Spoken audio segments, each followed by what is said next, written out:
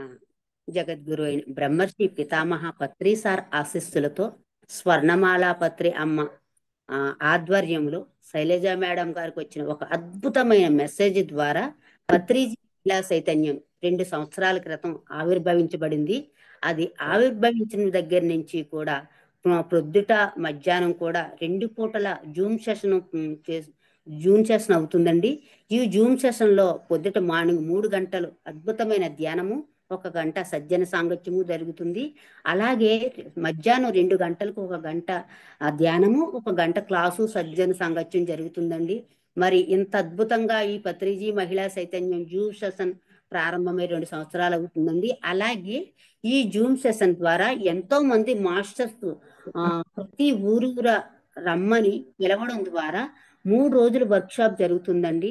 ఎవరైతే ఏ ఊరు నుంచి పిలుపు వస్తుందో అక్కడికి వెళ్ళి 3 రోజుల పాటు అద్భుతంగా ధ్యానము, సజ్జన సాంగత్యము, గురు సాంగత్యము జరుగుతుందండి. మరి అక్కడ పత్రి సారు అందించిన 18 ఆదర్శ సూత్రాలు, మరి పిరమిడ్ మాస్టర్స్ కి అందించిన 13 వ్యక్తిగత సూచనలు, తర్వాత ధ్యాన నవరత్నాలు, నవవిధ ధర్మాలు, వాక్షేత్రము, మరి ఏవైతే ఉన్నాయో పత్రి సార్ ఏదైతే సత్యం ఈ ప్రపంచానికి అంతటికీ అందించాలనుకున్నారు ఆ సత్యం అంతా కూడా క్లుప్తంగా చక్కగా అద్భుతంగా వివరించడం జరుగుతుందండి శైలజ మేడం గారి ద్వారాను.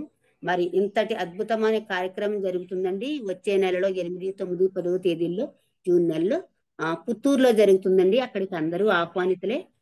Thank you madam, thank you very much అండి. బిందు మేడం గారికి స్వాగతం సుస్వాగతం అండి పస్తరిజీ మహిళా చైతన్యంలోకి.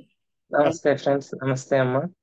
డివైన్ మార్నింగ్ అందరికీ కూడా శుభ ఉదయము అందరికీ కూడా. ఇవాళ నేను మీ ఆరోగ్యం మీ చేతుల్లో, మీ జీవితం మీ చేతుల్లో అనే లూయిస్ ఎల్ఏ గారు రాసిన బుక్ ని, దాంట్లో ఉన్న సబ్జెక్ట్ ని మనం జస్ట్ చర్చించుకోవడానికి వచ్చామండి. చక్కగా మనం ముందుగా బ్రహ్మర్షి పితామహ సుభాష్ పత్రిజీ గారి యొక్క సోల్ స్టార్ చక్రాన్ని ఇన్వైట్ చేసుకుందాము. అలాగే భూదేవి యొక్క సోల్ స్టార్ చక్ర, మహావతార్ బాబాజీ గారి యొక్క సోల్ స్టార్ చక్ర, ఆ తర్వాత మహాశివుడు గారి యొక్క సోల్ స్టార్ చక్ర, వీళ్ళందరి యొక్క సోల్ స్టార్ చక్ర ఈ మీటింగ్ లో ఉన్న మన అందరి యొక్క సోల్ స్టార్ చక్రతో అనుసంధానమై మూల చైతన్యంతో కనెక్ట్ అవుతూ అక్కడ నుండి కాంతి బయలుదేరి రకరకాల గ్యాలక్సీలు దాటుకుంటూ మన పాలపుంత గ్యాలక్సీలోకి ఎంటర్ అయి మన సోలార్ ప్లానెట్ లో, ఎర్త్ ప్లానెట్ లో కనెక్ట్ అయి మనందరి తల మీద ఆ కాంతి ప్రవాహం జరుగుతుంది. My dear friends, just visualise చేసుకోండి, పూర్తిగా కాంతితో నిండిపోయినట్టు మనందరం కూడా కాంతి దేహదారులుగా తయారయ్యాము. మాస్టర్స్ కి థ్యాంక్స్ చెప్పుకుందాం ఫ్రెండ్స్. ఇప్పుడు మనం ఈ సెషన్ ని స్టార్ట్ చేసుకుందాం. Thank you, thank you, thank you masters. అందరినీ కలవడానికి చాలా సంతోషంగా ఉంది ఫ్రెండ్స్.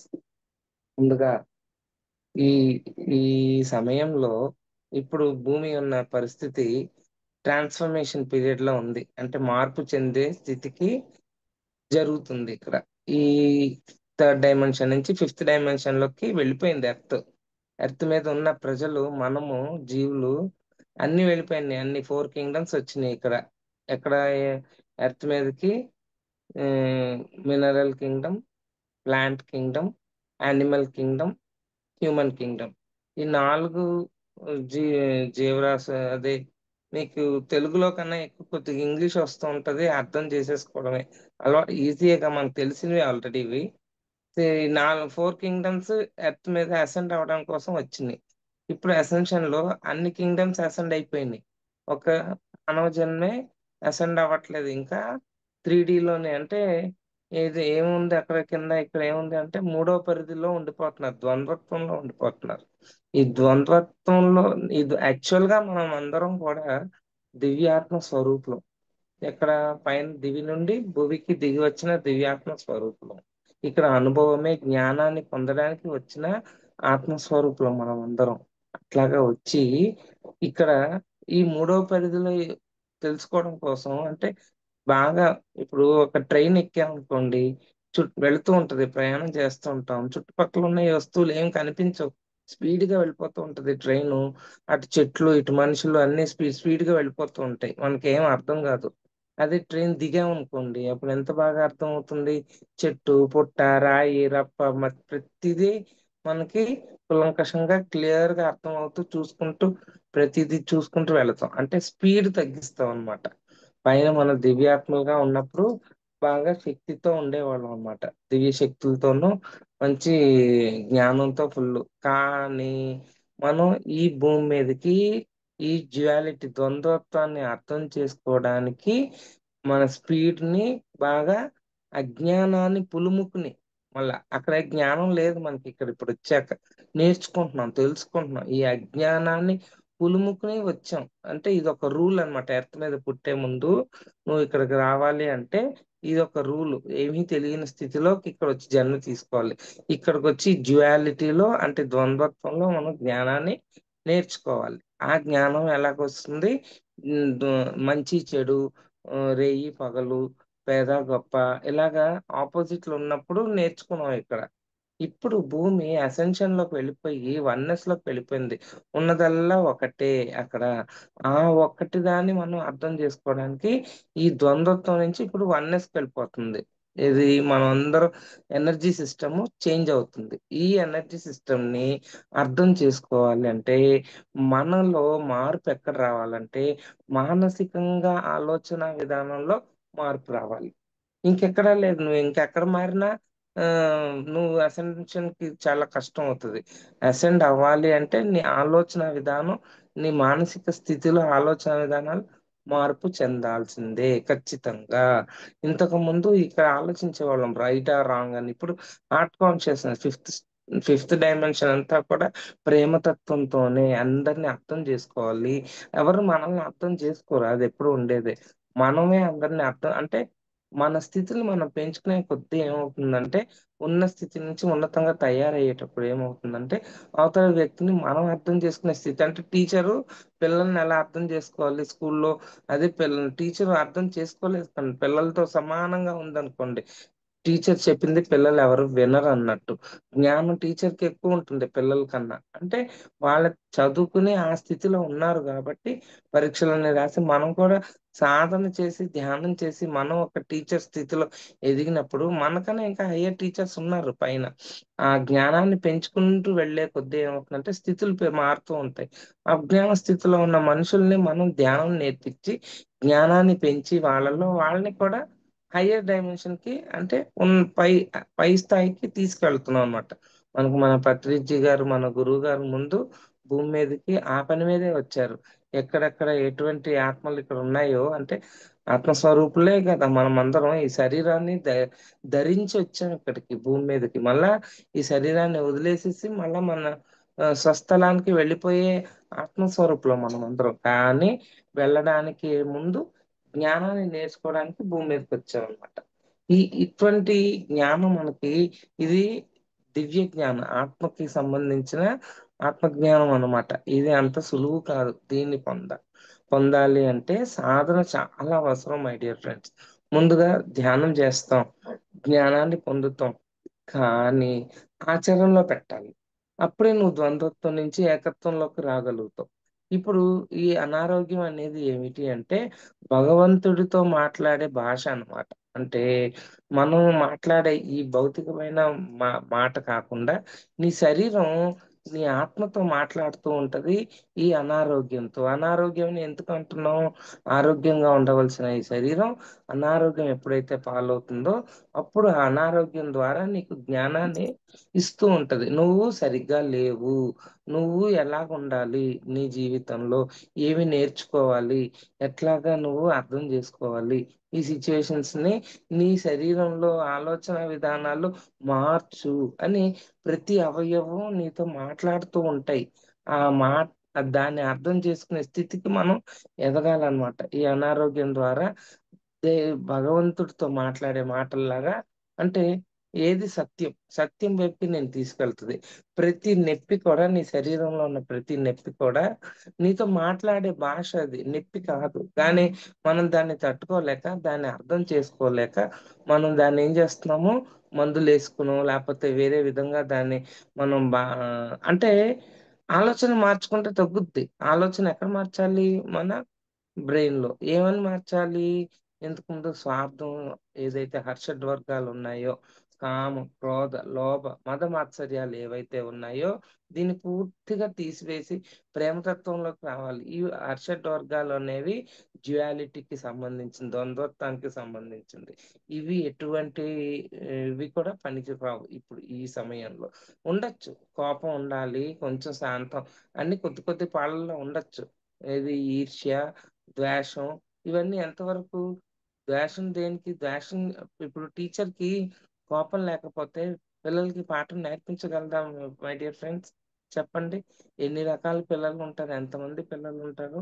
అందరిలోనూ అంత శాంతంగా కూర్చుంటే వాళ్ళు వింటూ ఉంటారా మాట? వినరు. కొద్ది కోపాన్ని నటించాలి. నటించినప్పుడు టీచరు ఆ కోపంలోనే పాఠాన్ని చెప్తే వాళ్ళు వినే స్థితికి ఎదుగుతారు కొంతమంది, అందరూ కాదు. అలాగే మనం కూడా ఆ గుణాల్ని అలవర్చుకోవాలి, దివ్య గుణాలని. ఎప్పుడైతే హర్షడ్వర్గాల్ని బయటికి పంపిస్తామో, ఈ దివ్య గుణాలు మనలోకి వచ్చి చేరతాయి అన్నట్టు.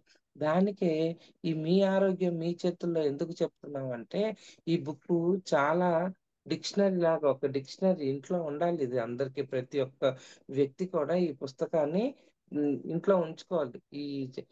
దీని వెనకాల లూయిస్ అల్లియే గారు అని ఉంటారు. ఈవిడి 38 ఇయర్స్ లోనే వాడికి క్యాన్సర్ వస్తుంది అనమాట, విజయనియా క్యాన్సర్. ఆ క్యాన్సర్ ని తర్వాత ఆలోచనలు మార్చుకోవడానికి ఎంతో ప్రాక్టీస్ చేసి ఆవిడ ఎట్లాగా జీవించాలి జీవితాన్ని, ఈ అనారోగ్యం నుంచి బయటికి. అనారోగ్యం అంటే ఆరోగ్యంగా లేని స్థితి. ఆరోగ్యం లేకపోవడం అంటే శరీరం బాధల్లో నొప్పులతో ఉంటుందా, ఎక్కడ ఏ ప్లేస్ లో ఏ నొప్పి ఉంటే. ఇప్పుడు నడుము నొప్పి ఉందనుకోండి, ఆ నడుము నొప్పి దేనికి సూచిస్తుంది? శరీరం మాట్లాడుతుంది. ఏమని చెప్తుంది? ఫైనాన్షియల్ మ్యాటర్స్ లో, ఎక్కువగా ఫైనాన్షియల్ విషయాల్లో బాగా లేని స్థితికి. అంటే ఉంటుంది డబ్బులు, కానీ లేవు, లేమి అనే ఆలోచన. నెక్స్ట్ ఉన్న క్యాష్ కానీ డబ్బులు కానీ ఎలా ఉపయోగించాలో, ఎలా సర్దుబాటు చేయాలో, దాన్ని ఎలాగా ఆ, ఎక్కడ పెట్టి దాన్ని వాడాలో తెలీదు అనమాట.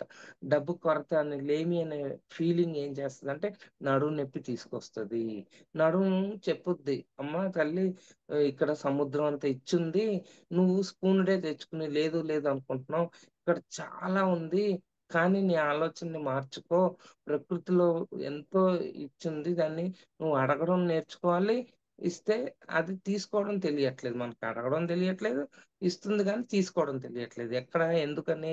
సరికాని ఆలోచన విధానాల్ని మనం చేస్తున్నాం కాబట్టి. అదే నడుము నొప్పికి ఇంకో ఫీలింగ్ కూడా ఉంటుంది. రెండు కారణాలు ఉంటాయి, రెండు మూడు కారణాలు ఉంటాయి ఒక అవయవానికి. అటు అది ఫైనాన్షియల్ అయి ఉండొచ్చు, ఇంకోటి సెక్షువల్ మ్యాటర్స్. ఇలా ఆ, ఎలాగైతే సెక్షువల్ మ్యాటర్స్ లో మనం ఆ శివ పార్వతి ఏ ఏదైతే చెప్తామో దాంట్లో అర్ధనారీశ్వర తత్వము అంటే మాస్కులైన్ ఎనర్జీ, ఫెమినైన్ ఎనర్జీ, రెండు ఎనర్జీస్ కలయికే అక్కడ సెక్స్ అనేది. దాన్ని తప్పుగా పట్టేసి, దాన్ని తప్పుడుగా చిత్రీకరించి, ఆ, వక్రీకరించి దాన్ని సమాజంలో ఉంచారు. ఆ మాట ఎవరైనా మాట్లాడితే అలాంటివన్నీ మాట్లాడకూడదు అని అంటాం. కానీ అది అర్ధనారీశ్వర తత్వాన్ని ఎవరికి తెలుసు మై డియర్ ఫ్రెండ్స్? దాన్ని అర్థం చేసుకునే విధానంలో దాంట్లో ఎక్కడన్నా కొరత ఉన్న సెక్స్ మ్యాటర్స్ లో నడుము నొప్పి కూడా అక్కడ వస్తుంది అనమాట. అలాగే మోకాళ్ళ నొప్పులు. మోకాళ్ళు ఏం చెప్తాయి? మోకాళ్ళు అహంకారాన్ని సూచిస్తుంది. అక్కడ నేను అనే పదం ఎప్పుడైతే మోకాళ్ళ నొప్పులు ఉన్న వాళ్ళందరూ ఆలోచించుకోండి, నేను ఇంటికి పెద్ద.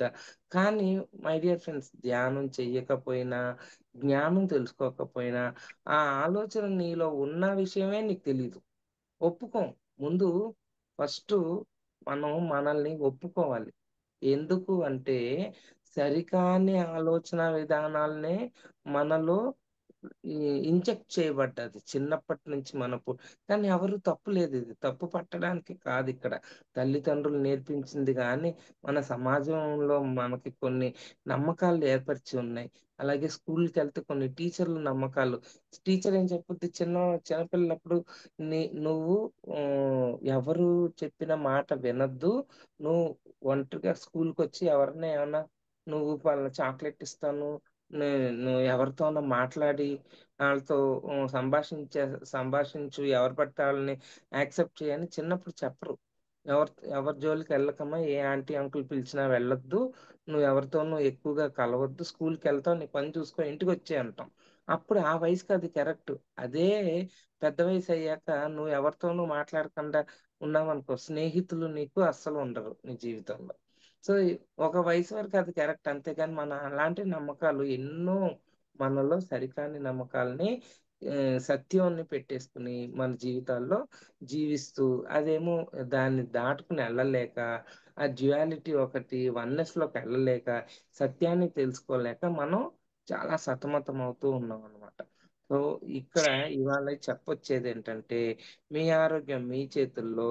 శారీరక వ్యవస్థ, మానసిక అవస్థ, ఆధ్యాత్మిక చికిత్స.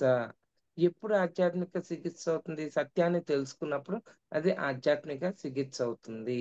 సో నీలో హర్షడ్వర్గాల్ని తీసివేసి ప్రేమ అన్న ఒక దాన్ని నువ్వు నాటావనుకో, అన్నిటిని ప్రేమించుకుంటూ దాన్ని అర్థం చేసుకుంటూ హృదయ చక్రంలో నువ్వు యాక్టివేషన్ చేసుకుంటూ ప్రతి వస్తువుతో ఇక్కడ భూమి మీద అన్నీ కూడా ఆ, స్పందిస్తాయి. ప్రతి వస్తువు దగ్గర నుంచి, వ్యక్తి దగ్గర నుంచి, ప్రతి ఈ, చెట్టు పుట్ట, ప్రతి మనిషి, అందరూ కూడా, జంతువు అందరూ స్పందిస్తారు. అందరికీ కూడా స్పందించే శక్తి ఉంటుందన్న. భాష ఉండకపోవచ్చు కానీ భావం ఒక్కటే మై డియర్ ఫ్రెండ్స్. సో ఆ భావాన్ని మనం వ్యక్తపరిచేటప్పుడు ఈ ఈ జ్ఞానాన్ని మనం తెలుసుకున్నాం అనుకోండి, శరీరం కూడా నీకు వ్యక్తపరుస్తుంది. నువ్వు సత్యం వైపు లేవు, నువ్వు వెళ్ళే దారి కన్ఫ్యూజన్ గా డ్యుయాలిటీలో నడుస్తున్నావు. సో సత్యాన్ని తెలుసుకో. ఎప్పుడైతే సత్యం తెలుసుకుంటావో దానికి తగ్గట్టు నువ్వు జీవించిన రోజునే నీకు అనారోగ్యం అనేది ఉండదు. ఇది బేసిక్స్ అన్నమాట. ఏంటి దీని గురించి తెలుసుకోవడం, దాని ఆచరణలో పెట్టి ప్రతి క్షణము నిన్ను నువ్వు టెస్ట్ చేసుకుని, నేను కరెక్ట్ గా ఉన్నానా, నేను కరెక్ట్ అంటే సత్యంతో ఉన్నానా, సత్యాన్ని విస్తరింపజేస్తున్నానా, సత్యంతో జీవిస్తున్నానా, ప్రతి క్షణం నిన్ను నువ్వు చెక్ చేసుకుంటూ ఉంటే నీ శరీరం అంటే అసెన్షన్ లోకి వెళ్తున్నావు. ట్రాన్స్ఫర్మేషన్ పీరియడ్ ఇప్పుడు. ఒక బటర్ఫ్లై పురుగుగా గూట్లో ఉంది, ఇప్పుడు గూడు నుంచి బయటకు వస్తుంది, బటర్ఫ్లై అయిపోయింది, అయిపోయి బయటకు వచ్చే సమయం అన్నమాట. అంటే మార్పు చెందే సమయం. ఈ సమయంలో శరీరంలో నొప్పులు ఉంటాయి కంపల్సరీ. కొన్ని చోట్ల మనం దాన్ని అధిగమించుకుంటూ ముందుకు వెళ్ళిపోవాలి. ఎందుకంటే మీ శరీరంలో ఉన్న కణం ఉంది చూసారా, సెల్ సిస్టమ్, అది కార్బన్ బేస్డ్ నుంచి క్రిస్టలైన్ బేస్డ్ కి మార్పు చెందుతుంది. అంటే ఏంటి, దాన్ని సైంటిఫిక్ గా వివరంగా చెప్పాలి అంటే సైన్స్ పరంగా చెప్పాలి. భౌతికంగా మామూలుగా మనం మాట్లాడుకునే భాషలో చెప్పాలి అంటే ద్వంద్వత్వం నుంచి ఏకత్వంలోకి వెళ్ళే స్థితి జరుగుతుంది మన శరీరంలో. సో ప్రతిదీ కూడా మనం సత్యాన్ని, ఉమ్, ఏదైతే సత్యానికి మార్పు ఉండదు మై డియర్ ఫ్రెండ్స్. సత్యము నిజము రెండు ఒకలాగే ఉంటాయి మాటలు. ఒక సన్న గీత ఉంటుంది. నిజం ఏంటంటే ఈ సమయానికి అది కరెక్ట్, ఆ తర్వాత సమయానికి మార్పు చెందుతూ ఉంటుంది. సత్యం ఎప్పటికీ మార్పు చెందంది. ఇప్పుడు ఈ చెట్టు ఉందనుకోండి, చెట్టు నుంచి వచ్చే చెక్క, దాన్ని కోసి ముక్కలు చేసి ఆ, మనం ఆ,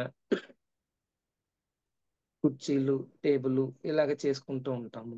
లేదంటే ఇంట్లో రకరకాల ఫర్నిచర్స్, లేకపోతే డోర్స్, తర్వాత రకరకాలుగా చెక్కను వాడతాం మనం. అది ఎక్కడి నుంచి వస్తుంది ఆ వస్తువులన్నీ అంటే చెట్టు నుంచి వస్తుంది. ఆ అప్పటికే అది నిజం కదా. టేబుల్ ఉందా, టేబుల్ ఉందా అంటే టేబుల్ ఉంది, కుర్చీ ఉన్నాయి, అలాగే ఇంట్లో డోర్స్ ఉంటాయి, తర్వాత అలమారాలు ఉంటాయి, చెక్కతో చేసినవి లేని ఏమి ఉండవు. అన్ని ఇంట్లో ప్రతిదీ చెక్కతో చేసిన ప్రతిదీ కాకపోయినా కొంతవరకు వుడ్ వుడెన్ వర్క్స్ అన్ని కూడా చెక్కతోనే. మరి అప్పుడు అవన్నీ నిజమా కాదా? మరి ఇంట్లో దివానా ఉంటది, సోఫా ఉంటది, కుర్చీలు ఉంటాయి. ఇవన్నీ నిజం అంటే నిజమే మరి. కానీ సత్యం ఏమిటి? అది చెట్టు, అది సోఫా కాదు, కుర్చీ కాదు. మరి దాన్ని మార్పు చెందింది కదా! చక్కగా వస్తువుగా మార్పు చెందింది. అది నిజం. మళ్ళా ఈ వస్తువుని ఇదే కుర్చీ, ఇదే టేబుల్ ఈటిల్నే నువ్వు కాల్చేసావనుకో దాని యొక్క రూపం మారిపోతుంది కదా! రూపం ఏమవుతుంది? బూడిదైపోతుంది కాల్చినప్పుడు. అప్పుడేంటి అది బూడిద కరెక్టేనా? నిజమే మరి. బూడిద నిజం. కానీ సత్యం ఏమిటి? చెట్టు. అట్లాగే ఎలాగైతే మార్పు చెందుతూ ఉందో దా అది అట్లాగే మనిషి వ్యక్తి అందులో ఉన్న ఆత్మ సత్యం ఈ తెలిసిన సత్యాలన్నీ మనకి నిజం అనుకుంటాం. నిజం ఎప్పుడు? ఈ సమయానికి ఇప్పుడు ఇది కరెక్ట్ అంతవరకే. ఆ తర్వాత అది మార్పు చెందుతూ ఉంటది నిజం అనేది. సత్యం ఎప్పటికీ మార్పు చెందదు. ఆ సత్యమే మన ఆత్మ స్వరూపము. అది ఎప్పటికీ మార్పు చెందదు మై డియర్ ఫ్రెండ్స్. సత్యం ఎప్పుడు లోపలే ఉంది. కానీ మనం అజ్ఞానాన్ని పులుముకునొచ్చాము. కొన్ని రూల్స్ ఉన్నాయి మనం భూమి మీదకి రావడానికి. కొన్ని రూల్స్ ఉంటాయి కొన్ని స్కూల్స్‌లో వెళ్ళడానికి. అన్ని స్కూల్‌లో కూడా కొన్ని కొన్ని షూ ఉండాలి, యూనిఫార్మ్ ఉండాలి. ఇలాగా రూల్స్ ఉంటాయి. అతిక్రమించకూడదు. ఈ రూల్స్ ఈ టైంకే స్కూల్. అన్ని స్కూల్ మళ్ళా అన్నీ ఒకేలాంటి రూల్స్ ఉండవు. మన ఎర్త్ మీద ఉన్న రూల్స్ ఇవి.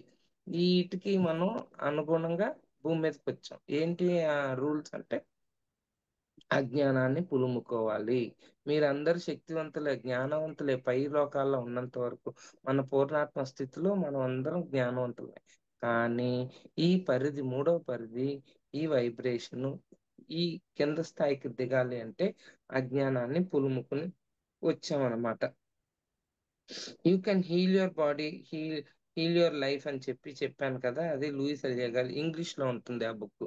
అదైతే ఒకటే మన తెలుగులోనే మీ ఆరోగ్యం మీ చేతుల్లో, మీ జీవితం మీ చేతుల్లో. ఇవాళ టైం ఎక్కువ లేదు గాబట్టి, ముందు ఆలోచన విధానాల్ని ఎలా మార్చుకోవాలి? దా దేని పరంగా మన అనారోగ్యాలుంటాయి? మన శరీరం ఎలాగా మనతో హ్మ్. హ్మ్. సంభాషిస్తుంది. దాన్నెలా అర్థం చేసుకోవాలి? అంటే శరీరం ఎలాంటిది? శరీరాన్ని మనం ఎలాగ చూసుకోవాలి? ఒక గుడిలా చూసుకోవాలి. అంటాము, మాటలంటాము, ఆలోచనలు మార్చడానికి సిద్ధం అయిపోయాము. కానీ ఎంత చేసినా దాన్ని లైన్‌లోకి రావట్లేదు. అది తెచ్చుకోలేకపోతున్నాం శరీరాన్ని యాక్టివ్‌గా. అంటే ఏంటి? పూర్తి జ్ఞానాన్ని పెంచుకున్న రోజుని నీకు అప్పుడు అది కరెక్ట్ అవుతది. నా శరీరము హ్మ్. పంపే సందేశాలను నేను ప్రేమతో వింటాను. ఇది రాసుకోండి మై డియర్ ఫ్రెండ్స్. ఇది నీ శరీరం నీకు ఒక సందేశాన్ని ఇస్తుంది. ఆ సందేశమే నొప్పులు. అప్పుడేం రాయాలి మనం? నా శరీరము పంపే సందేశాలను నేను ప్రేమతో వింటాను అని అనుకోవాలి. అప్పుడు నీ శరీరం పంపించే సందేశం అది నొప్పనేది. అప్పుడు నువ్వు అది ప్రేమతో స్వీకరించు యాక్చువల్‌గా. ఆ ఎనర్జీతో మాట్లాడాలి మామూలుగా అయితే. మామూలుగా అయితే మనం ఆ ఎనర్జీని అర్థం చేసుకోవాలి. ఏం మాట్లాడుతుంది? అది ఏం చెప్తుంది మనకి అని. మనమే మన శరీరంలో రోగాలు అనబడే వాటిని సృష్టించుకుంటాము. జీవితంలో ఇతర విషయాలలాగే మన శరీరం కూడా మన ఆలోచనలకు మరి నమ్మకాలకు అద్దం పడుతుంది.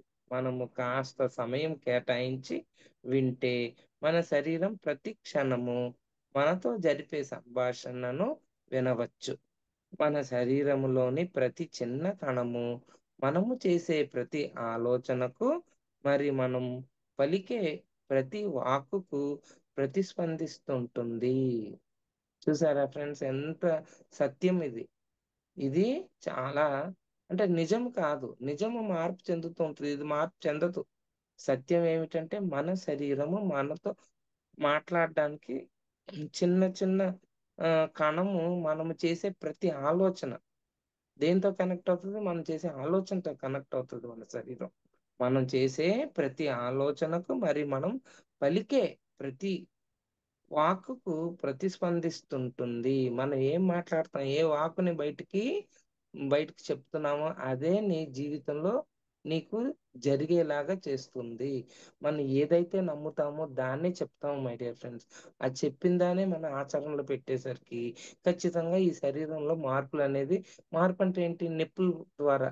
నొప్పుంది, అనారోగ్యం ఉంది మన శరీరంలో అంటే మన ఆలోచనల్ని సరి చేసుకోవాల్సిన హ్మ్. పని మనకి పడిందనమాట. ఇప్పుడు వినాలి. శరీరం ఏం చెప్తుందో వినాలి. దానికి ధ్యానం ఖచ్చితంగా శ్వాస మీద ధ్యాస పెట్టి ధ్యానం చేయవలసిందే. నిరంతరం మనం చేసే ఆలోచన విధానములు మరి వాక్కు విధానాలు మన శరీరపు వ్యవహారాలు, భంగిమలను మరి సౌకర్యముగా అంటే ఈజీగా ఉండేటట్టు లేదా అసౌకర్యముగా అసౌకర్యమైన అంటే అప్పుడు రోగాలు సృష్టించి దాని ద్వారా మనతో చెప్తది. మనం దాని మాట సరిగ్గా ఈజీగా వినలేదనుకోండి, అప్పుడు కష్టతరంగా మనకి చెప్పడానికి ప్రయత్నిస్తది. టీచరు చక్కగా శాంతంగా మంచిగా చెప్తది క్లాస్‌లో బోర్డ్ మీద. వినలేదనుకోండి టీచర్ మాట, అప్పుడేం చేస్తది? ఒక దెబ్బేసైనా ఏదో ఒక పద్ధతి పాటించైనా కఠోరంగాన హ్మ్. స్టూడెంట్ మనసులో ఆ సబ్జెక్ట్ ఎళ్ళేలాగా చూస్తది. ఇక్కడ అదే అన్నమాట. ఒక రోగం మనకి చేసేది ఆ పనే. ఉత్పన్నం చేస్తున్నాయి. నిరంతరము కోపంతోనో లేక నెగెటివ్ ముఖ కవళికలున్న వ్యక్తి తన భావాలతో ఆనందమయమైన, ప్రేమపూరితమైన జీవితాన్ని సృష్టించుకోజాలడు. చూసారా? కోపంగాను గాని, ఆనందంగా లేకుండా బాధల్లో ప్రేమ లే ప్రేమతత్వం లేకపోయినా ఆ వ్యక్తి ఏమవుతుంది? ఆనందమైన జీవితాన్ని సృష్టించుకోలేడట ఎప్పటికీను. వృద్ధాప్యంలోని వ్యక్తుల ముఖాలు మరి వారి శరీరాలు స్పష్టంగా ఒక జీవిత కాలం పాటు వారు చేసిన ఆలోచన విధానాలను మనకు చూపిస్తాయి. ఒకవేళ మీరు వృద్ధులైతే ఎలా కనిపిస్తారు? ఊహించండి. నేను ఈ అంటే ఇప్పుడు ఆవిడ ఈ బుక్‌లో మనకి ఏమేమి ఇచ్చిందో, తల ఎలాగుండాలి, తల ప్రాబ్లమ్ ఉందనుకోండి, తల మనల్ని మనం సూచిస్తుంది తల అంటే. తల ప్రాబ్లమ్స్ ఏమైనా ఉంటే ఈ నమ్మకాలు మనలో మార్చుకోవాలనమాట. దీన్నే కదా మనము ప్రపంచానికి చూపించుకునేది. దీని ద్వారానే మనము సాధారణంగా గుర్తింపబడతాము.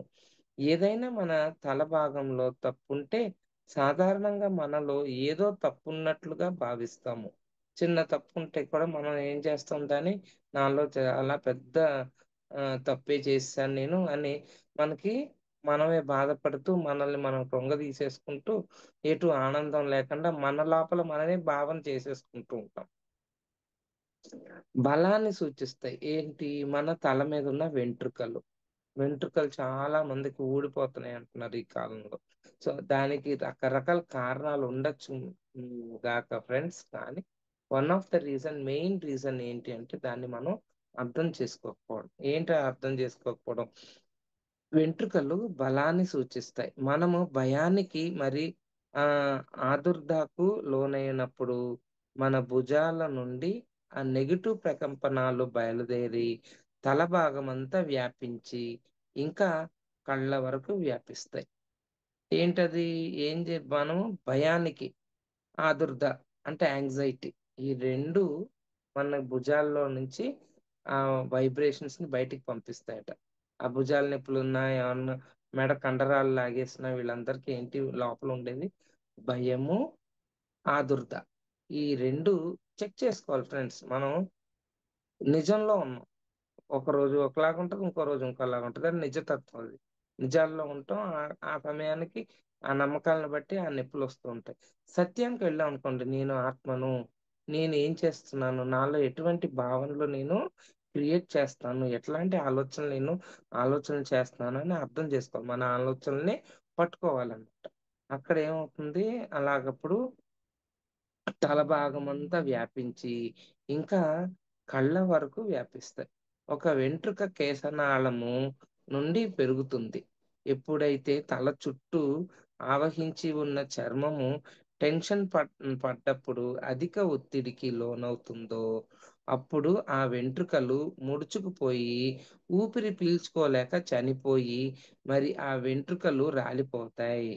ఎప్పుడైతే అలా నిరంతరము టెన్షన్ పడడము కొనసాగిస్తే, ఆ చర్మము రిలాక్స్‌డ్‌గా ఉండకపోతే, ఆ కేశనాళాలు గట్టిగా బిగుసుకుపోయి కొత్త వెంట్రుకలు మొలక అది క్రమంగా బట్టతలకు దారి తీస్తుంది. సో ఎంత టెన్షన్ లో ఉన్నాం అనమాట, యాంగ్జైటీ, ఆదుర్దాలో ఉన్నాము. ఏది అంటే సాధన ఎప్పుడైతే ధ్యానం చేసుకుంటామో ఈ రెండు కూడా మనకి తగ్గుతాయి అన్నమాట. స్త్రీలు ఎప్పుడైతే ఈ వ్యాపార ప్రపంచంలోకి అడుగిడి నిరాశ నిస్పృహలకు మరి ఆదుర్దాలకు లోనవ్వడము ప్రారంభించారో అప్పటి నుండి స్త్రీలలో కూడా ఈ బట్టతల రావడము అధికమవుతుంది. సో ఏంటి, భయము, ఆదుర్ద ఈ రెండు ఉన్నప్పుడు వెంట్రుకలు ఊడిపోవడం అనేది నార్మల్ అని అంటుందన్నమాట. స్త్రీలు విగ్గులు ఎంతో సహజంగా మరి ఆకర్షణీయంగా ఉండడం వలన మనం అంతగా స్త్రీలలో ఈ బట్టతలను గుర్తించలేకపోతున్నాము. దురదృష్టవశాత్తు మగవారిలో ఈ బట్టతలను దూరం నుండే మనం గుర్తించగలుగుతున్నాం. టెన్షన్ పడడం అంటే బలంగా ఉండకపోవడము. టెన్షన్ అంటే బలహీనత. రిలాక్స్‌గా ఉండటము. మనసును మనసును చోట కేంద్రీకృతం చేయుట, మరి ప్రశాంతంగా ఉండడమే నిజానికి బలంగా మరి సంరక్షితంగా ఉండటం అంటే. ఇప్పుడే ఈ మన శరీరాల్ని మనం రిలాక్స్ చేయడం చాలా మంచిది. మరి మనలో చాలా మందికి మన తల చుట్టూ ఉండే చర్మాన్ని కూడా రిలాక్స్ చేసుకోవడం చాలా అవసరం. అప్పుడే ఈ సాధనను ప్రయత్నించండి. ఇప్పుడే అంటే సాధన అంటే ధ్యానం. మనం ఎలాగో ఆ సాధన చేసుకుంటున్నాం. ఆ శ్వాస మీద ధ్యాస చేసినప్పుడు కొంచెం జ్ఞానాన్ని కూడా తెలుసుకున్నాం అనుకోండి, ఈజీగా అది అర్థమైంది కదా! ఆదుర్ద, భయం. ఈ రెండిటిని బయటికి పంపించాలి. భయాన్ని ఎలా పంపించాలి? ఆదుర్దాన్ని ఎలా పంపించాలి? దానికి ప్రతి దానికి ఒక చక్కగా మనకి ఒక జ్ఞానం ద్వారా లూయిస్ ఎల్‌జే గారు మనకి బుక్‌లో పూర్తిగా ఇచ్చారు. ఆ భయాన్ని ఎలాగ పారద్రోలాలి? భయం నుంచి ఎలా బయటికి రావాలి?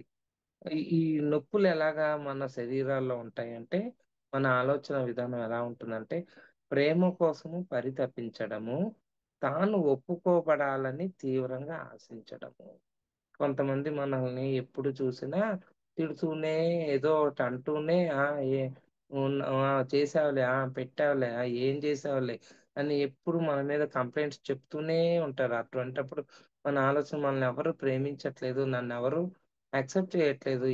ఇంట్లోనే కాదు, చుట్టుపక్కల ఎవరు మనతో సరిగ్గా మాట్లాడలేదనుకోండి, వెంటనే దాన్ని మనం వేరే రకంగా దాన్ని స్వీకరిస్తూ ఉంటాం. ఎవరు మనల్ని ప్రేమించట్లేదు. ప్రేమకి మనమే అర్హులం మై డియర్ ఫ్రెండ్స్. ధ్యానం చేసేవాళ్ళు ప్రేమ తత్వానికి ముందుంటారు. అటువంటి వ్యక్తి కూడా ఇలాగ నాకు ప్రేమ కావాలి అని ఆశించారనుకోండి, వాళ్ళల్లో ఎలాంటి ఆలోచన విధానం అంటే, శారీరక సమస్య ఏదైతే ఆళ్ళకి మానసిక కారణాలు ఉంటాయి. ఒళ్ళు నొప్పులున్న వాళ్ళకి మానసిక కారణం ఏమిటి అంటే, ఒళ్ళు నొప్పులే కాదు, శరీరంలో నొప్పులందరూ కూడా మానసికమైన కారణం ఏమిటి అంటే, నాకు ప్రేమ కావాలి, నన్నెవరు ప్రేమించట్లేదు అన్న భావన ఏ వ్యక్తిలో కలుగుతుందో ఆళ్ళందరికీ ఈ శారీరక నొప్పులుంటుంది. దానికి మనం ఏం చేయాలి? ను కొత్త ఆలోచన విధానాన్ని మార్చుకోవాలి. ఆలోచనలు ఎలా మార్చుకోవాలి? దాని యొక్క విధానం ఎలాగుంటుంది? అంటే జస్ట్ ఇక్కడ ఆలోచనే కదా! నీకు నువ్వే చెప్పుకోవాలి. ఇప్పుడు నేను బిందుని కదా! "ఏ బిందు, నువ్వు ఇలా ఆలోచిస్తున్నావు, ఇది తప్పు. ఇలా ఆలోచించకు. నువ్వు సరిగ్గా ఆలోచించు. సత్యం వైపుకి నడు. నువ్వు ఒక్కదానివే కాదు ఇక్కడ." ఎలాగో మార్చుకోవాలంటుంటే, నన్ను నేను ప్రేమించుకుంటున్నాను. Okay friends. ఫస్టు మనల్ని మనం ప్రేమించుకోవాలి. ఇది చాలా మందికి డౌట్ ఉంటది. నన్ను నేను ప్రేమించుకోవడం ఏంటి? నేను ఆల్రెడీ నన్ను నేను ఇష్టపడితేనే కదా నేను ఇవాళ ఇక్కడ ఉన్నాను అనుకుంటాం. కానీ మన మానసిక స్థితి ఎలాగుందో ముందు ఎళ్లి దాన్ని టెస్ట్ చేయాలి. క్లారిటీ ఇచ్చుకోవాలి. నేను కరెక్ట్ గానే ఉన్నా. అసలు ముందు మనం రెడీగా ఉన్నాం అనుకోండి, ఆ తర్వాత మిగతా వాళ్ళ దగ్గరికి వెళదాం. ఎందుకంటే అవతలోళ్ళు నన్ను ఒప్పుకోవట్లేదు, ప్రేమించట్లేదు అని ఇన్ని కంప్లెయింట్స్ ఉన్నాయి కదా! ఈ కంప్లెయింట్స్ అన్నీ వెళ్ళిపోవాలి. ముందు నన్ను నేను ప్రేమించుకోవాలి. ముందు నిన్ను నువ్వు ఒప్పుకోవాలి. యాక్సెప్ట్ చేయాలక్కడ. దానికి ఏమనుకోవాలి? నన్ను నేను ప్రేమించుకుంటున్నాను. నన్ను నేను మంచిగా ఒప్పుకుంటున్నాను. నేను ప్రేమపూర్వకమైన వ్యక్తిని. మరి నేను అందరిచే ప్రేమించబడుతున్నాను. ఏమని అనుకోవాలి మై డియర్ ఫ్రెండ్స్? అందరిచే నేను ప్రేమించబడుతున్నాను. అప్పుడేమవుతుంది? మీలో ఉన్న ఆలోచన విధానాలు మార్పు చెందుతాయి. మానసికంగా మారతాం. మనము ప్రేమించబడుతున్నామని ముందు మనం నమ్మాలి. మనం అందరిని కూడా యాక్సెప్ట్ చేయాలి. చాలా రకాలు ఈవిడి ఎన్ని పట్టికలు అంటే ప్రతి ఆలోచనకి, ప్రతి దానికి కూడా మనకి ఇక్కడ సరికాని ఆలోచన విధానాలు మానసికమైనది ఎలా మార్చుకోవాలి అని ఉంటుందనమాట. ఇప్పుడు మొటిమలుంటాయి. చిన్న ఆడపిల్లలకి. ఆడపిల్లలే కాదు ఎవరికైనా మొటిమలు వచ్చినియనుకోండి ఫేస్ మీద. వాళ్ళ ఆలోచన విధానాలు ఎలాగుంటాయంటే, అంటే సరికాని ముందు మనకి చెప్పాను కదా! మానసికమైన కారణాలు. దేనికి మొటిమలెక్కువుంటాయి? మానసికమైన కారణాలేంటి మొటిమలున్నప్పుడు? అంటే పింపుల్స్. దాన్ని తనను తాను అంగీకరించుకోకపోవడము, తనను తానే అసహ్యించుకోవడము. సో, మొటిమలు ఎవరికైతే ఉంటాయో వాళ్ళు ఆలోచన విధానం ఎలా ఉంటుందంటే, వాళ్ళని వాళ్ళు అంగీకరించుకోరు, ప్రేమించరనమాట. వాళ్ళ ఆలోచన విధానాల్ని ఎలాగా కొత్త ఆలోచన విధానాలుగా మార్చుకోవాలి. ఆళ్ళ ఆలోచనలు ఎలాంటి మార్పులు రావాలి వాళ్ళకి? నేను ఈ జీవితం యొక్క దివ్యమైన వ్యక్తీకరణకు భౌతిక స్వరూపాన్ని. ఇప్పుడు నేనున్న స్థితికి నన్ను నేను ప్రేమించుకుంటున్నాను. మరి నన్ను నేనుగా అంగీకరించుకుంటున్నాను. ఇది దివ్య వాక్కులంటారు లూయిస్ ఎల్‌ఏ గారు. మనం దాన్నేం చేయాలి? ఆ వాక్కుల్ని పదే పదే అనుకుంటూ ఒకవేళ ఈ మొటిమలున్న పిల్లలకి ఎంత రాసినా, ఏం చేసినా మనం అనుకుంటాం ఫుడ్ ద్వారా లేపోతే మానసికమైన పనులు ఇదేంటి దుమ్ములో ఎళ్తే ఆఫీసులకెళ్ళి దుమ్ములో వెళ్ళొస్తూ ఉంటాం కదా! దాన్నేమంటాం? అదే పొల్యూషన్. పొల్యూషన్ వలన ఇలాగ ఫేస్‌లో మనకొచ్చేసింది. పొల్యూషన్ వలన మనకి ఈ అనారోగ్యాలు, ఈ మొటిమలు అనుకుంటాం. కానీ అసలు విషయం ఏమిటంటే, నిన్ను నువ్వు ఒప్పుకోవడనమాట. దాన్ని ఎలా మార్చుకోవాలో చెప్పాను కదా! అలాగా దివ్య వాక్కులు చెప్పుకుంటూ ఉండాలి రోజు. మనం చెప్పుకున్నప్పుడు అది మొత్తానికి క్లియర్ అవుతది ఫేస్‌లో. తర్వాత చాలా పట్టిక రక్తహీనత శరీరంలో రక్తం తగ్గిపోయిందనుకోండి. వాళ్ళ యొక్క మానసిక స్థితి ఎలా ఉంటుందంటే వాళ్ళ ఆలోచన స్థితి అవును. కానీ అంటాం. స తెలుసు విషయం. కానీ అంటే ఒప్పుకోం అన్నట్టు. సత్యమైతే తెలుస్తది. కానీ ఒప్పుకునే స్థితి ఉండదు. మళ్ళా వాళ్ళందరికీ రక్త బలహీనత. ఎలాగా? అన్న ఆలోచన ధోరణి ఇలాగ అవును. కానీ అని సాగదీస్తారనమాట. అలాగా జీవితంలో ఆనందం లేకపోవడం, జీవితం అంటే భయము. హ్మ్. నేను బాగా లేనన్న అసంతృప్తి. సో, ఈ మూడిటి యొక్క కారణమే రక్తం అంటే ఎంత బ్లడొచ్చినా అది సరిపోదనమాట. శరీరంలో బయటికి ఏదో రకంగా హ్మ్. రక్తహీనత అంటే బ్లడ్ లేకపోవడం ఆ స్థితికి చేరుకుంటూ ఉంటారు. వాళ్ళ ఆలోచన ఎలా ఉండాలంటే జీవితపు ప్రతి కోణములోనూ ఆనందాన్ని అనుభవించడము చాలా క్షేమకరము.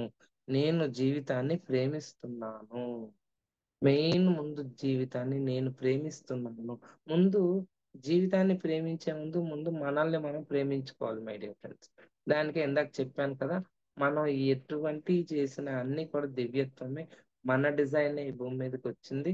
దాన్ని అన్నిటిని ఇష్టం లేదనుకోండి మార్పు చెందడానికి కొంచెం సాధన చేసుకుంటూ ఉంటే మార్పనేది సహజంగా మన శరీరంలో జరుగుతూ ఉంటుంది. అప్పుడేమవుతుంది మనం చక్కగా దానికి తగ్గట్టు ఆచరణ చేస్తుంటే ఆ శరీరంలో ఆ అవయవం మనకి దాని తగ్గట్టు దాని యొక్క విధానాల్ని మార్చుకున్నాం అనుకోండి ఆలోచనలు, అది తగ్గుతాయన్నమాట. అక్కడ అవి ఉండవు. ఆలోచన తగ్గట్టే కణం యాక్టివేట్ అవుతది. నీ ఆలోచన మార్చుకున్నావనుకో దానికి తగ్గట్టు మారిన ఆలోచనకు తగ్గట్టు మార్పు చెందుతది. దానికి కీళ్ళ నొప్పులున్నాయనుకోండి ఎవరికైనా ఆర్థరైటిస్ వాళ్ళ యొక్క మానసిక ఆలోచన విధానం ఎలా ఉంటుంది అంటే ప్రేమించబడుట లేదనే భావన. విమర్శించే ధోరణి, మరి పరిస్థితులను జీర్ణించుకోలేకపోవడము వలన తలెత్తిన క్రోధ భావన. సో, ఇక్కడ కోపము. దేనికి కోపము? ఇప్పుడు చూసారు కదా! మళ్ళా ఒకసారి చదువుతాను. ప్రేమించబడుట లేదని భావన. నన్నెవడు ప్రేమించట్లేదు. నేను ఇష్టం లేదు ఎవరికీ ఈ సమాజంలో నేనంటే ఒక పురుగుని చూసినట్టు చూస్తున్నారు నన్ను. అసలు ఎవరు యాక్సెప్ట్ చేయట్లేదు. ఇన్ని రకరకాలు యాక్సెప్టెన్స్ లేని స్థితి అంటే ప్రేమ లేని స్థితికి మనం చేరుకుంటున్నాం. అటువంటప్పుడు ఈ కీళ్ళ నొప్పులు ఉన్న వాళ్ళందరి ఆలోచనలేంటంటే విమర్శించే ధోరణి. వాళ్ళు కామెంట్ చేసే పద్ధతి ఎక్కువుంటది లోపల. కామెంట్ గబుక్కుని విమర్శిస్తూ ఉంటారు అన్నిటిని.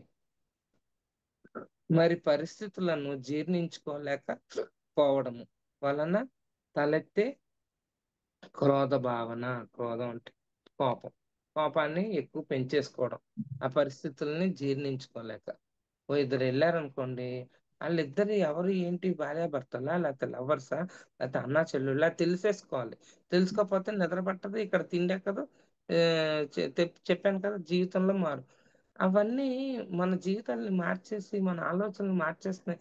అలాంటి ఆలోచనలు నాకొద్దు అని ఎవరు వదులుతున్నారు? వదిలేయాలి ఫ్రెండ్స్. అలాంటి దాన్నేమంటామంటే సైకలాజికల్ ఫీలింగ్‌లో మనకు మనమే ఊహించేసుకుంటాం ఒక సిట్యుయేషన్‌ని చూసి. అలాంటియి అసలు ఊహించుకోవద్దు, చూడవద్దు. జరిగేది ప్రతీది భూమి మీద దేనికి వాళ్ళకి నేర్చుకోవడానికే జరుగుతాయి అన్నీను. అది వాళ్ళ ప్రాబ్లమ్. మన ఇంట్లో ప్రాబ్లమ్ మనం చూసుకుందాం. మన ఇంట్లో ఎలా చూసుకోవాలి? ఏం చేసుకోవాలి? సరి చేసుకోవాలి మన ఆలోచన విధానాన్ని. దీన్ని మానసికంగా ఉన్న ఇటువంటి ఆలోచనల్ని కొత్త విధానంగా ఎలా ఆలోచించొచ్చు? దేనికి? కీళ్ళ నొప్పులకి, ఆర్థరైటిస్‌కి. నేను ప్రేమకు ప్రతిరూపాన్ని. చాలా గట్టిగా నమ్మాలి ఇవన్నీ. ఉత్తినే పై పై చెప్పేసుకొని లోపల నీకు ప్రేమ లేకపోతే మట్టుకు ఏమి చేయలేము. ఇది ఖచ్చితంగా నువ్వు ఆహ్, అనుభూతి చెంది అనుభవంలోకి తెచ్చుకోవాలి. ఏంటది? నేను ప్రేమకు ప్రతిరూపాన్ని. నన్ను నేను ప్రేమించుకుంటున్నాను. అది 100% చెయ్యాలి మై డియర్ ఫ్రెండ్స్. నన్ను నేను ప్రేమించుకుంటున్నాను అంటాము. ఒకానొకప్పుడు మనల్ని మనం తిట్టుకుంటూ ఛీ! నేనింతేనా? నేనెప్పటికి మారనా? ఎవ్వరు లేనప్పుడు మనల్ని మనం తిట్టుకుంటూ ఉంటాం. మన మీద మనం చెప్పుకుంటూ ఉంటాం. నేనెప్పటికి మారతాను. ఇంత ధ్యానం చేస్తున్నాను. ఇంత జ్ఞానం ఉంది. ఏం లాభం? ఏంటి? ఎక్కడ మారాలి నేను? ఎక్కడ నన్ను నేను మార్చుకోవాలి? ఏం చేయాలి? అని ప్రతి క్షణము మనల్ని మనం ఆహ్, తెరుచుకుని దాన్ని చూసుకుంటూ, దానికి తగ్గట్టు మనం ప్రయత్నం చేసుకుంటూ ముందుకు వెళ్ళాలి. నేను ప్రేమకు ప్రతిరూపాన్ని. నన్ను నేను ప్రేమించుకుంటున్నాను. నన్ను నేను మంచిగా ఒప్పుకుంటున్నాను. మరి ఇతరులను కూడా ప్రేమతో చూస్తున్నాను. మనకి తెలిసిన ప్రేమ ఒక ఒక లిమిటెడ్ లిమిటెడ్ ప్రేమనమాట. కానీ నిజంగా సత్యంతో ఉండి ప్రేమించామంటే అన్‌కండీషనల్ లవ్. అక్కడ ఏమి కామెంట్ ఉండదు. జడ్జ్‌మెంట్ ఉండదు. ఎవరినైనా భగవంతుడి యొక్క స్వరూపంగా తలుచుకొని ప్రకృతిలో వీళ్ళు కూడా నేర్చుకోవడానికొచ్చారు. ఈ ఆత్మ స్వరూపాన్ని కూడా నేను నాతో అంటే సహజంగా నీతో సమానంగా నువ్వు ప్రేమించగలిగే స్థితికి వాళ్ళు ఎదుగుతారనమాట. సో, అందరిని కూడా మనం వస్తువుల్ని, వ్యక్తుల్ని సమానంగా అంటే వాళ్ళ జడ్జ్‌మెంట్ గాని, కామెంట్ గాని ఏసేలాగా వాళ్ళని నువ్వు చూసే చూపుని బట్టి ఉంటది. సో, నీ చూపు ఎక్కడి నుంచొస్తది? ఆలోచన బట్టే వస్తది. ఆలోచన చూపు, చూపు నుంచి మాట, మాట నుంచి చేష్ట, చేతులతో చేసేది. సో, ఆ కోపం, ఈ ద్వేషం, భయం ఇటువంటి సరికాని లక్షణాలన్నీ మన శరీరంలో ఉన్నప్పుడు ఇటువంటి భయానకరమైన ఆలోచన విధానాలు మనలో ప్రేరేపుతూ ఉంటాయన్నమాట. కీళ్ళ నొప్పులకి కారణం చెప్పాను కదా! మళ్ళా దైవిక వాక్కులు అంటే సరి చేసుకునే వాక్కులేంటి? నిన్ను నువ్వు చక్కగా ప్రేమించుకొని అంగీకరించుకోవడం. తర్వాత నన్ను నేను మంచిగా ఒప్పుకుంటున్నాను. ఒప్పుకోవడం అన్నమాట మై డియర్ ఫ్రెండ్స్. మిమ్మల్ని మీరు నేను ఒప్పుకోవట్లేదా? ఎవరు చెప్పారు? అని అనుకుంటారు. కానీ మనల్ని మనం ఒప్పుకొని కొన్ని కొన్ని సిట్యుయేషన్స్ ఉంటాయి. అక్కడ మనల్ని మనం ఒప్పుకోం. అది మనం కూర్చుని తాయితీగా ఒక పేపర్‌లో రాసుకొని చూసుకుంటూ ఉండాలి. అలాగా ప్రతి దానికి మనలో ఉన్న ఆలోచనలే కారణాలు. నెక్స్ట్ బ్లడ్ ప్రెషర్, బీపీ ఉంటది చాలా మందికి. ఈ బీపీ హ్మ్, యాంక్సైటీ. యాంక్సైటీ అంటే ఆదుర్ద. ఇందాక చెప్పాను కదా! ప్రశాంతంగా ఉంటే ఆ ఆదుర్ద ఇది ఉండదన్నట్టు మనకి. దాంట్లో బ్లడ్ ప్రెషర్ 2 రకాలుంటాయి. బ్లడ్ ప్రాబ్లమ్స్ గురించి ఉంటుంది. అధికంగా ఉంటే హైపర్ టెన్షన్ అంటాం. అంటే BP high, high BP, low BP 2 రకాలు. హై బీపీ వాళ్ళ ఆలోచన విధానాలు మానసికంగా స్థితి ఎలా ఉంటుంది అంటే, ఎంతో కాలం నుండి పరిష్కరింపబడని భావోద్రేకాలకు సంబంధించిన సమస్యలు. అంటే చాలా ఎప్పటినుంచో సమస్యల్ని, అంటే ఏంటి, నువ్వేదో అనుకుంటావు, అది జరగకపోవచ్చు నీ జీవితంలో. దాన్ని పదే పదే ఆలోచించేసుకొని నాకెందుకు ఇలా నేనెందుకు దాన్ని నేను సాధించలేకపోతున్నాను? ఇదెందుకు ఇలా జరగట్లేదు? జరిగేదాన్ని యాక్సెప్ట్ చేసుకుంటూ ముందుకెళ్ళాలే గాని, మనం అనుకున్నట్టే జీవితం ఉండాలి అంటే ఉండదు మై డియర్ ఫ్రెండ్స్. ఎందుకంటే పై లోకాల్లో మనం ఉన్నప్పుడు, మన ఆత్మ స్వరూపంగా ఉన్నప్పుడు, మనం ఏదైతే డిజైన్ చేసుకున్నామో ఆ డిజైన్ తగ్గట్టు వెళ్తుంది. ఇక్కడికొచ్చి మార్చుకోవాలి. ఫ్రీ విల్ ఉంది, మార్చుకోవచ్చు. కానీ దానికి తగ్గ శక్తి కూడా నువ్వు నీలో పెంచుకోవాలి. సాధన చేసే శక్తిని పెంచుకొని అప్పుడు నీ ఆలోచన విధానాన్ని మార్చుకుంటే నువ్వు ఏదైతే సాధించాలనుకుంటున్నావో ఆ లక్ష్యానికి నువ్వు చేరుకోగలుగుతావు. అవేమీ చేయకుండా ఉత్తినే కూర్చుని నిన్ను నువ్వు శక్తి లేకుండా, నిన్ను నువ్వు ప్రేమించుకోకుండా, ప్రకృతికి అనుగుణంగా ఉండకుండా, వ్యతిరేకంగా ఉంటూ, నిన్ను నువ్వు వేరే రకంగా ఆలోచించుకుంటూ ఇవన్నీ సాధించాలంటే అవ్వదు. సో, నీ ఆలోచన విధానం సరిగ్గా ఉందా అని నిన్ను నువ్వు చూసుకుంటూ ఉండాలి. దాన్ని ప్రతి క్షణం గమనిస్తూ ఉండాలి. ఇప్పుడు ఇటువంటి మానసికమైన అంటే బ్లడ్ ప్రెషర్, బీపీ చాలా మందికుంటది. వాళ్ళ యొక్క ఆలోచన విధానం చెప్పాను కదా! ఎంతో కాలం నుండి పరిష్కరింపబడని భావోద్రేగాలకు సంబంధించిన సమస్యలున్న వాళ్ళకి బ్లడ్ ప్రెషర్ అనేది హై బీపీ ఉంటుంది. వాళ్ళ ఆలోచనలు ఎలా మార్చుకోవాలి కొత్త రకంగా అంటే, నేను గతాన్ని ఎంతో ఆనందంగా వదిలిపెట్టేస్తున్నాను. నేను గతాన్ని ఎంతో ఆనందంగా వదిలిపెట్టేస్తున్నాను. మరి నేను చాలా ప్రశాంతముగా ఉన్నాను. నేను ప్రశాంతంగా ఉన్నాను అని రాసుకోవాలి. రాసుకోండి, లేకపోతే దాన్ని పదే పదే అనుకుంటూ ఉండండి. గతాన్ని ఏదైతే పట్టుకొని వేలాడుతున్నామో వాళ్ళకి హై బ్లడ్ ప్రెషర్ ఉంటుంది. కొంతమంది ఎంత ప్రాక్టీస్ చేసినా, మేడం నేను చాలా ధ్యానం చేశాను. ఎన్నో రోజులైనా బ్లడ్ ప్రెషర్ నాకు తగ్గలేదు. ఎందుకు? గతాన్ని నువ్వు పట్టుకొని వేలాడుతున్నావు. ఎక్కడో మార్పు చెందితే నా జీవితం బావుండేదని ఇక్కడ అనుకుంటున్నావు. గతం గతహ. ఇప్పుడు నువ్వు అక్కడికెళ్లి మార్చలేవు అన్నిటిని. అది జ్ఞానం పెంచుకొని, శక్తిని పెంచుకొని ఒకానొక స్థితికి వెళ్తే మళ్ళా హయ్యర్ క్లాస్‌లో అది వీలవుతుంది. కానీ ముందు నువ్వు ఈ స్థాయిలో ఉండంగానే, బీపీలో ఉండంగానే, బీపీ చూపించుకో డాక్టర్ దగ్గరికెళ్ళి, ఇంత హై బ్లడ్ ప్రెషర్‌కి టాబ్లెట్‌లిస్తాడు. ఆ మందులిస్తాడు. అవి వాడుతున్నాము అంటే నిన్ను నువ్వు మార్చుకోవడానికి సిద్ధపడు. ఈ ఏదైతే ఈ వాక్యాలున్నాయో, సరియైన వాక్యాలు, సత్యంతో కూడుకున్నవి, దాన్ని ప్రాక్టీస్ చెయ్యి. అప్పుడు చేసిన రోజునే నీకు ఇవన్నీ వెళ్ళిపోతాయనమాట. ఈ బీపీ అనేది, ఈ షుగర్‌లనేవి అన్నీ కూడా మానసికమైన ఒత్తిడులకి కారణభూతమైన అనారోగ్యాలు. లో బ్లడ్ మేడం ప్రెషర్. టైం అవుతుంది మేడం. మేడం సారీ ఆ! మేడం. చెప్పండి మేడం. టైం 7 దాటింది మేడం. ఇదొక్కటే లో బ్లడ్ ప్రెషర్ చెప్పేసి ఆపేస్తానింక. ఓకే ఓకే అండి. ఓకే ఆ! ఓకే. లో బ్లడ్ ప్రెషర్ ఎందుకొస్తుందంటే, బాల్యంలో ప్రేమను పొందకపోవడము, ఓడిపోయానన్న భావన, అయినా ఏం ప్రయోజనం లేదు, ఏదేమైనా అలా జరగదు అన్న ధోరణి. మళ్ళా సక్సెస్ చూడం జీవితంలో. నా జీవితం ఇంతే అని ముద్రేసేసుకొని అక్కడ ఫుల్ స్టాప్ పెట్టేసుకుంటాం. అప్పుడు లో బ్లడ్ ప్రెషర్ అవుతదనమాట. దానికి ఏంటి, దైవిక వాక్యాలు, అంటే మార్చుకోవాల్సిన ఆలోచన విధానం ఎలా ఉంటుందంటే, నిత్యము ఆనందంగా ఉండే ప్రస్తుత క్షణములో నేను జీవించడానికి నిర్ణయించుకున్నాను. నా జీవితమే ఒక ఆనంద నందనము అని మనం అనుకుంటూ ఉండాలి ఎక్కువగా. నేను ఆనందంగా ఉన్నాను. ఆనందంగా జీవిస్తున్నాను. ప్రతీదీ కూడా సరైన, నిత్యము ఆనందంగా ఉండే ప్రస్తుత క్షణం అంటే, తెలిసిందే మీ అందరికి. Past is history, future is mystery, presents are gifts. So, be in the present tense అంటారు మాస్టర్స్. భూతకాలం భూతం లాంటిది, భవిష్యత్తు అయోమయం, వర్తమానం వరం లాంటిది. సో, వర్తమానంలో జీవిస్తూ ఉంటే నీకు ఈ సమస్య, లో బ్లడ్ ప్రెషర్ అనేది ఉండదు. వర్తమానంలో జీవిస్తూ నిన్ను నువ్వు మార్చుకోవడం అన్నమాట. నిత్యము ఆనందంగా ఉండే ప్రస్తుత క్షణములో నేను జీవించడానికి నిర్ణయించుకున్నాను. నా జీవితమే ఒక ఆనంద నందనము అని నమ్మకం మనలో కలిగేలాగా మనం ఆలోచన విధానాన్ని మార్చుకోవాలి ఫ్రెండ్స్. ఇంకోటి, రక్త సంబంధిత సమస్యలుంటాయి కొన్ని. లుకేమియా, ఆనందం లేకపోవడము, భావనలు సరిగ్గా ప్రసరించబడకపోవడము, నీ భావనలు సరిగా ఉంచుకోలేకపోవడం. దానికి మన ఆలోచనను ఎలా మార్చుకోవాలి? నాలో నూతన ఆనందకరమైన భావనలు స్వేచ్ఛగా ప్రసరించబడుతున్నాయి. నువ్వు దాన్ని అలౌ చెయ్యట్లేదు. మంచి ఆలోచనని అలౌ చేయమని ముందు నీకు నువ్వు చెప్పుకోవాలి. అందుకని నిన్ను నువ్వు ప్రేమించుకోండి అని చెప్తున్నానన్నమాట. ఇది ఈ ఒక్క రోజుతో అయ్యేది, ఒక గంటలో అయ్యేది కాదు మై డియర్ ఫ్రెండ్స్. ఏది ఏమైనప్పటికీ మీ భావాల్ని మీరు ఎప్పుడైతే దివ్య భావాలుగా మార్చుకుంటారో, ఆ క్షణంలో నీ శరీరం నీతో అద్భుతంగా, ఆనందంగా, ప్రేమగా నీతో సహజీవనం చేస్తుంది.